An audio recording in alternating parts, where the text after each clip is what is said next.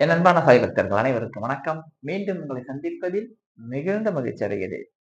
Plus two result நேத்து வந்துருச்சு.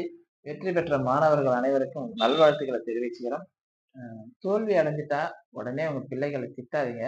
அவர்களுக்கு ஏன்னா இன்னைக்கு தோல்வி அடையவர்கள் வாழ்க்கையில மிகப்பெரிய வெற்றி அடைஞ்சிருக்கிறாங்க. அத மனசுல வச்சுட்டு இப்ப இருக்கிற குழந்தைங்கள யாரும் திட்டாதீங்க.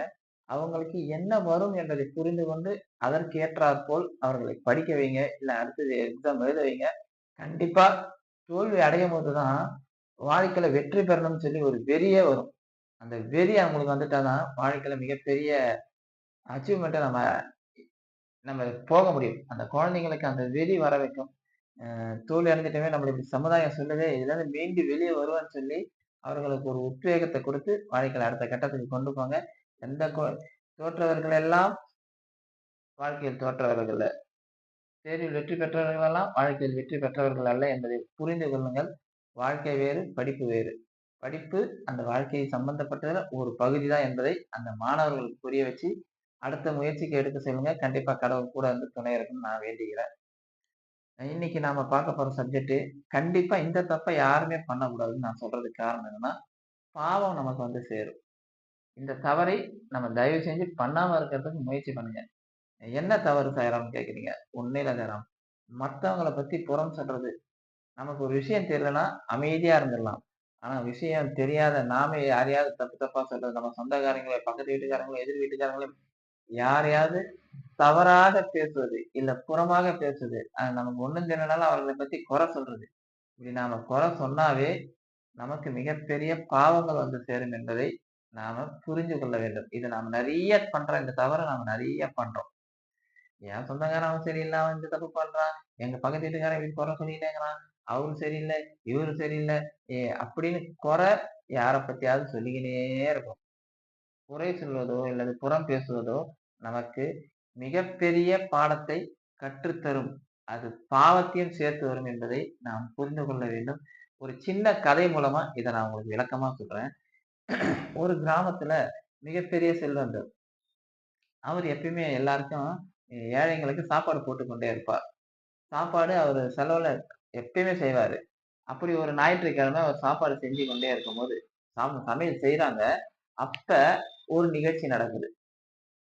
ஒரு பெரிய கழுகு. அது என்ன பண்ணும், ஒரு நல்ல பாம்ப அது இரைக்காக கொத்தி தூக்கி மேல பறந்து போகும். மேல பறந்து போகும்போது, அந்த நல்ல பாம்பு தான் வாயில அந்த கழுக கொத்தணும்னு வச்சிருந்த விஷத்த நேரா அந்த சமையல்ல கீழ விழுந்துரும். ஒரு துளி 2 துளி அந்த சமையல் செய்ற அந்த பாத்திரத்துல விழுந்துரும். அத கவனிக்க மாட்டாங்க. சமையல்காரங்களும் கவனிக்க மாட்டாங்க. ஏன்னா 2 துளி, 3 துளி தானே. அவ்வளோ பெரிய இதுல எங்க கவனிக்க போறாங்க. அதுவும் மேலேருந்து விழுந்தது அவங்க கவனிக்கல.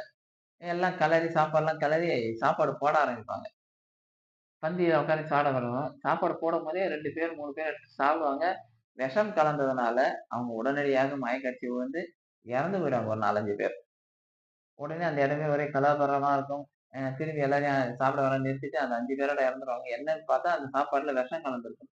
அது எப்படி கலந்தது என்பதை அவங்களுக்கும் தெரியாது. உடனே மேலோகத்துல சித்திரகுப்தன் யமதர்மன் கிட்ட போய் கேட்பார். ஐயா, இப்படி ஒரு சம்பவம் நடந்திருக்கு. ஒரு கழுகு தான் இரைக்காக தான் அந்த நல்ல பாம்ப எடுத்தது. நல்ல பாம்பு அ கொத்தணும்ன்னும்போது தவறி அது விஷம் தண்ணீல விழுந்துருச்சு. அந்த சமையல்காரன் அத கவனிக்கல. ஏன்னா அவனுக்கு அது தெரியாது மேலேருந்து வந்து விழும்ன்னு. அந்த மன்னன் அந்த செல்வந்தனுக்கும் தெரியாது. சாப்பாடு போட்டுட்டாங்க. இப்ப 4 பேர் செத்துட்டாங்க. இத யார் பேர்ல நான் இந்த பாவத்த எழுதுறது? ஆனா ஒரு சம்பவம் நடந்துருச்சு. இந்த பாவத்த நான் யார்கிட்ட யார் பேர்ல இந்த பாவத்த நான் சேர்க்கிறதுன்னு கேட்பாங்க. உடனே யமதர்மராஜன் அத நிறுத்தி வை. கழுகு மேல சேர்க்கலாமா? வேண்டாம். பாம்பு மேல சேர்க்கலாம் வேண்டாம். அந்த சமையல்காரன் மேல வேண்டாம். மன்னன் மேல சேர்க்கலாம் வேண்டாம். இவங்க 4 பேருக்குமே இந்த விஷயம் தெரியாது. ஆனா ஒரு சம்பவம் நடந்துச்சு. இந்த பாவத்த யார் மேல நம்ம சேர்க்கணும்னா கொஞ்சம் வெயிட் பண்ணி பாரு. நான் அப்புறமா சொல்றேன்றாரு யமதர்மராஜா. இது சம்பவம் முடிஞ்சு ஒரு 1 மாசம் முடிஞ்சுட்டு, அந்த கிராமத்த நோக்கி ஒரு சாமியார் வருவாரு. அந்த சாமியாரு நேரா நடந்து வரும்போது, அ வாசல்ல ஒரு ஆள் உட்கார்ந்திருப்பாரு. ஒரு ஆள் வயசானவர் ஒருத்தர் உட்கார்ந்திருப்பாரு. அந்த வயசானவர்கிட்ட போயிட்டு, இந்த மாரி இங்க ஒருத்தர் பெரிய செல்வந்தர் இருக்கிறாரு. அவர் ஏழை பாழைகளுக்கும் உதவி செய்றாரு. நான் அவர உதவி கேட்கலான்னு போறேன். நீங்க அவர் வீட காட்டுங்கன்னோனே, இந்த கிழவன் சும்மா உட்கார்ந்திருக்காம, அந்த 4 பேர கொன்னானே, விஷம் வச்சு 4 பேர கொன்னானே, அவன் வீட்டயா கேட்கறீங்க? அது வரைக்கும் அங்க போங்கன்னுங்க. இந்த ஒரு வார்த்தை தான் சொல்லாரு. உடனே யமதர்மராஜால அந்த 4 பேர் செத்த கணக்கு இவன் பேர்ல எழுது. 4 பேர் செத்தாங்கல்ல, அந்த பாவ கணக்க இந்த கிழவன் பேர்ல எழுதி, மேல வந்தோனே அவன கவனிச்சுக்கலாம்னு சொல்லி, அவருடைய பாவ கணக்க எழுதி வச்சுருவாங்க. இதுதான் உண்மை. ஏன்னா, அந்த கிழவனுக்கு என்ன நடந்ததுன்னே தெரியாது. 10ஆம் பொதுவா 4 பேர விஷம் வச்சு கொன்னானேன்னு சொல்லி விட்டார்ல.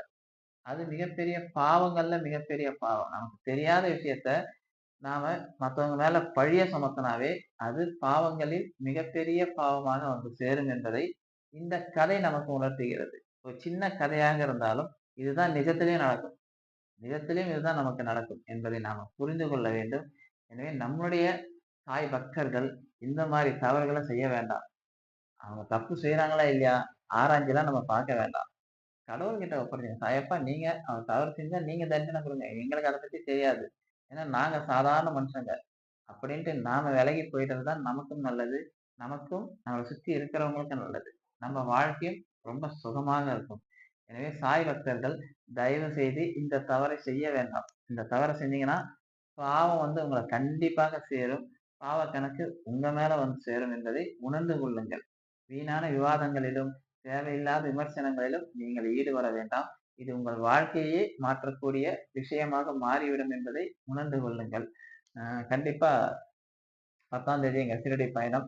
அதுக்கான ஏற்பாடுகள் அதனால தான் சென்னையில வந்து ஏன்னா சென்னையிலேருந்து ஒரு 4 ஃபேமிலி வராங்க. அவங்க கிட்ட சொல்லிட்டு, வியாழக்கிழமை அங்க பூஜை முடிஞ்சு, வெள்ளிக்கிழமை கும்மிடிப்பூண்டியிலேருந்து சென்ட்ரல் போய் சேரோம். எங்களுக்கு ஈவினிங் ட்ரெயின் 6:30 மணிக்கு. இந்த பயணம் நல்லபடியா அமையணும். கண்டிப்பா அப்பாவோட ஆசீர்வாதம் எல்லாருக்கும் கிடைக்கணும்னு வேண்டிட்டு வரோம். நீங்களும் உங்க பிரார்த்தனைகள அனுப்பி வைங்க. நாங்க எல்லாரும் உங்களோட பிரார்த்தனை நிறைவேறணும்னு வேண்டிக்கிறோம். அதேபோல எப்பயும் போல நம்ம துணி கட்ட வாங்கி அங்க போடுவோம். அ துணி கட்டை வாங்கி போடுறதுக்கு நீங்க விருப்பப்பட்டீங்கன்னா, என்னோட ஜிபே நம்பர்ல அனுப்பி வைங்க. உங்க பேர சொல்லி அங்க துணி கட்ட வாங்கி போடுவோம்.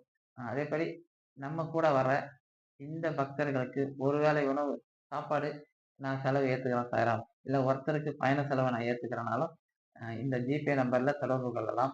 இல்ல என்ன நேரடியாகவும் தொடர்பு கொண்டு விசாரித்துக் கொள்ளலாம் சாய்ராம். எங்களுடைய பயணம் இனிமையாக அமைய நீங்கள் எல்லோரும் வல்ல இறைவனை பிரார்த்தனை செய்யுங்க.